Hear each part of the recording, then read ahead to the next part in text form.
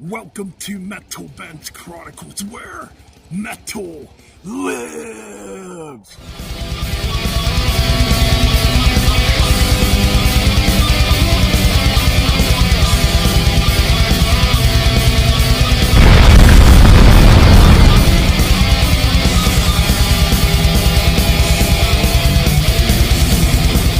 Back to the channel, make sure to like, comment, and subscribe.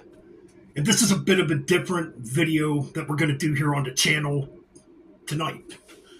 And I was watching Lair of Alchemist earlier today. He had Tony Dio on his channel, Martin Popoff, and somebody else on their channel. And they were talking about what they thought were the 10 heaviest albums to come out in the 70s. So this is kind of a video similar to that. Mine's a little different because I threw 15 in here. I'm putting in, what I think are 15 of potentially the heaviest albums in the 70s. Yeah, there's going to be a lot of stuff left off. I kind of went through my collection, to see what I could find. And I believe I picked out 15 good ones, So yeah, let's just get on with it. First up, we'll show the vinyls. I thought this was a damn good pick. I'm talking about Uriah Heep's Look at Yourself. Easily the heaviest Uriah Heep album in that time period. I mean, you got excellent tracks like the title track, which is heavy, I Want to Be Free. July Morning being this big epic, What else is on here? Tears in My Eyes is really good. Love Machine, yeah, this is a really good album, man. One of my favorites from that period, Absolutely. 1971's Look at Yourself.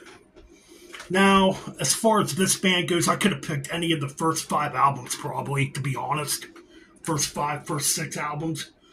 I really wanted to pick Hotter Than Hell, because to me that album is just so killer, but I went with my other option, Rock and Roll Over by Kiss.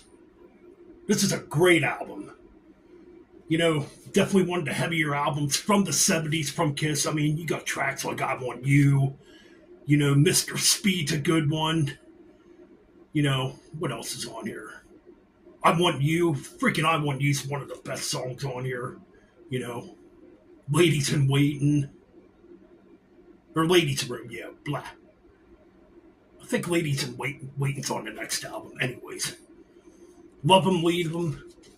This is a damn good Kiss album. So yeah, Rock and Roll Over from 1976. And this one definitely needed to be mentioned to me. To me, you could arguably say this could be a proto-new wave of British heavy metal album, even though these guys are not British, they're from the States. From New York, to be exact. Talking about the debut album by Riot. Rock City! When I first heard this roughly over 20 years ago, I couldn't believe how heavy it was, for being from the 70s. So this came out in 77. I mean, you got Warrior on here. Warrior to me is like a fucking one of the early examples of a power metal song, You got the title track, Rock City, which has some cool riffs. Overdrive's a killer track, Tokyo Road's is killer. Gypsy Queen's awesome. I mean, there's a lot of good stuff on here. Hearts of Fire. Yeah, this album, quintessentially a classic. I can definitely see a lot of those early bands really being influenced by this record from the new wave of British heavy metal. Pretty heavy record for 77. Okay, to the CDs, okay. To me, this is probably the heaviest UFO album of that period. I'm talking about Foret from 1975, the great Michael Schenker. Let It Roll's a killer track. Almost a proto speed metal song, kind of. You got Shoot Shoot, Mother Mary's killer. The kids including Between the Walls is freaking awesome. Yeah, there's some damn good stuff on this freaking album. Definitely one of the heavier albums from that period too. Moving on. Now this one came out in 1970, I believe. Yeah, I think this came out in 70 or 71. I'm talking about Blood Rock 2. I only picked this because of the track DOA. That song, man, that's something else for that time period. Such a dark song. The subject matter in that track is so dark, you know. And that's why, you know, this album comes on here. You know, there's other cool tracks on here too, like Lucky in the Morning, Cheater, you know, Fallen, Children's Heritage. You know, there's some good stuff on here. A good early proto-metal album, indeed. Now this one don't need no freaking introduction at all, man. I could have picked any of the first 6 Black Sabbath albums, but I went with Sabotage from 1975. Just because of the track, obviously, Symptoms of the Universe. Arguably, maybe the first thrash metal song. There's other killer tracks on here, though, like Hole in the Sky's got a cool heavy riff. Megalomania is probably my favorite Black Sabbath song. So epic, it's so heavy and dark. The thrill of it all, you know, Superstar, I think, is a cool instrumental. The last track on here, though, the Riot, is freaking epic. Some of Ozzy's best fucking vocals, in my humble opinion. So yeah, Black Sabbath Sabotage definitely goes in that list for, like, one of the heavier albums from the 70s. Another one, and yeah, I did not put these in chronological order, so there is no order as far as this list goes. Man, 1978, man. Fucking Van Halen was just exploding onto the scene like nothing before. Yeah, man, this fucking debut album by Van Halen, what a killer album. They even blew Black Sabbath off stage, you know. You got Atomic Punk, you know, Running with the Devil. Obviously, you know, Eruption. Which I think Eruption honestly should have opened the album, to be honest. Ain't Talking About Love's a killer track. I mean, there's a lot of classic shit on here, man. You know, such a damn classic album. Yeah, Atomic Punk. Oh, yeah, On Fire. On Fire is a killer, like, early heavy metal track. First Van Halen album, damn right. Now, another one, you know, I think this album kind of gets ignored when it comes to this band. I'm talking about the debut album by Queen from 1973.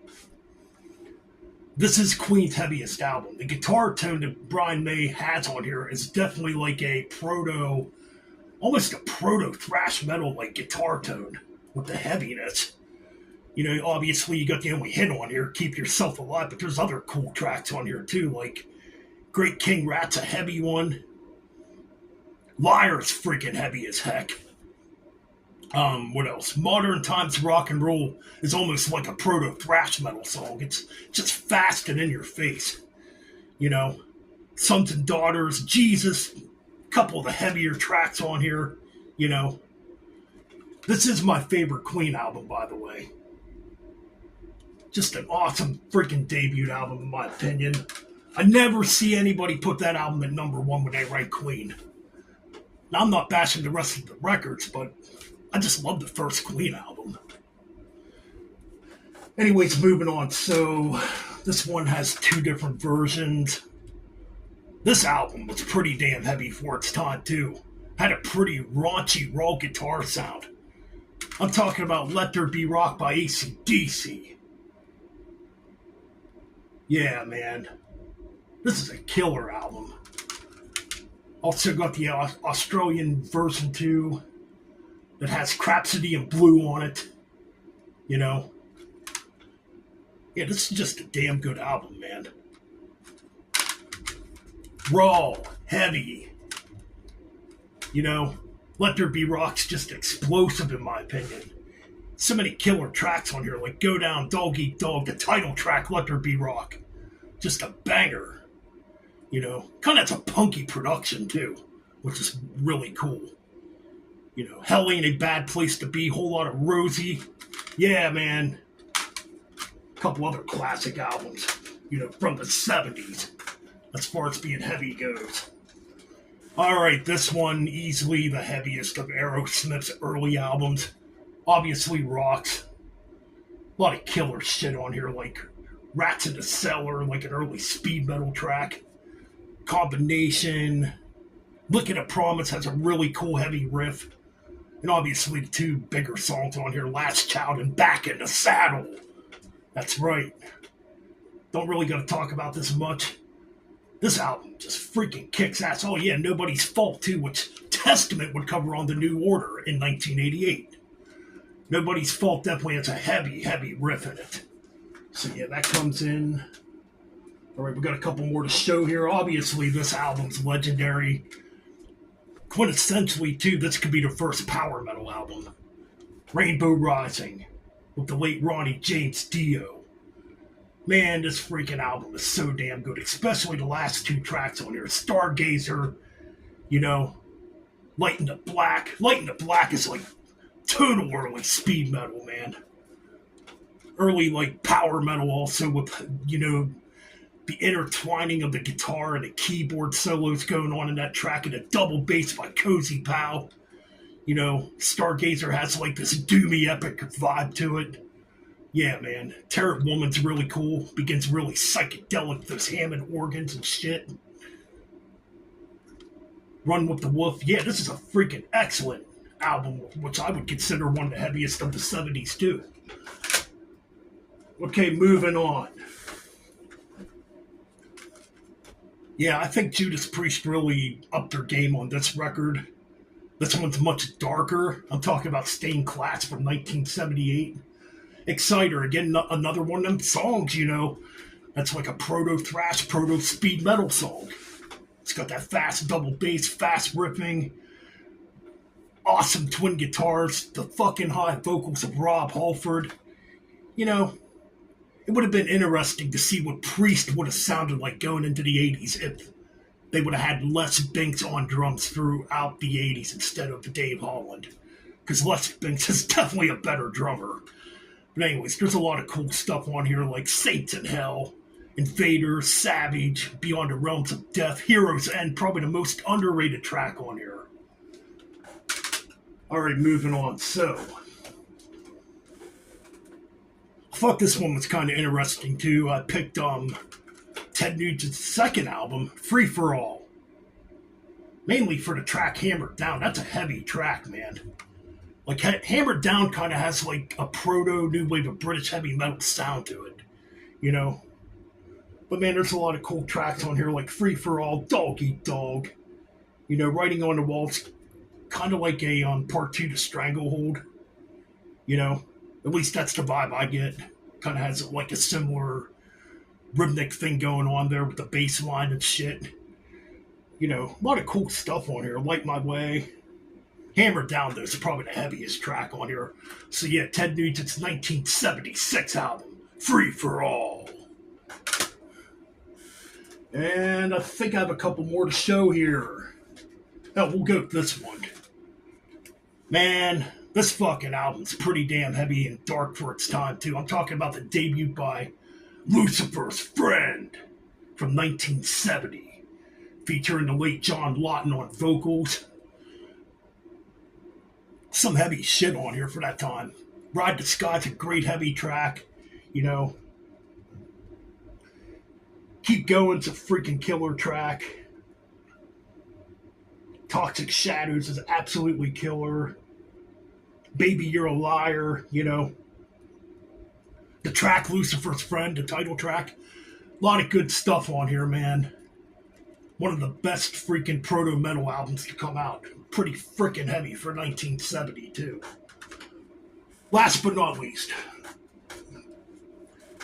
I was debating which early Scorpions album to pick. I could have picked Entrance, or definitely Virgin Killer, but you know what?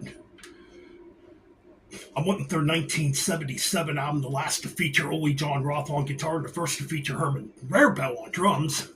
I went with Taken by Force, which I have both versions. That's one with the crappy cover. Yeah, this cover apparently caused some controversy back in the day. I can kind of see why, I guess, but hell, this is such a damn good album. Steam Rock Fever, kind of punky sounding, you know. Of course, you got epics like Will Burn the Sky, which has some great neoclassical guitar work by Ole John Roth. The Cells of Charion. Holy crap, what an epic track. That could have easily been like a Rainbow song. I don't know if Ole was influenced by Rainbow when he wrote that, because it kind of has like that Gates of Babylon type of vibe to it, you know. Really good neoclassical guitar work in that track. Obviously the heaviest track on the album. The proto-metal track on the album. Proto-thrash track. Proto-speed metal track. He's a woman, she's a man. First time I heard that riff, I'm like, holy shit, that fucking riff kills for 1977, man. You know, a lot of good stuff on here, though. The Ride Some of Your Time is a cool track. I've Gotta Be Free kind of has like a Hendrix type of vibe to it, but you know, because Ole was highly influenced by Hendrix, so. Anyway, so that's my 15 picks of heaviest albums, or 15 heavy albums from the 70s. There's a lot of albums I left off, obviously, like In Rock by Deep Purple, just because I don't own it. I went by what I own. I mean, In Rock would be like fucking way high on the list. You know, there's a bunch of other albums too. There's a lot of Sabbath albums. Just a lot of stuff. There's a lot of cool music in the 70s, man. Or King Crimson Red too could have been on this list too. Anyways, that's it for this video. Like, comment, and subscribe. And keep it freaking metal.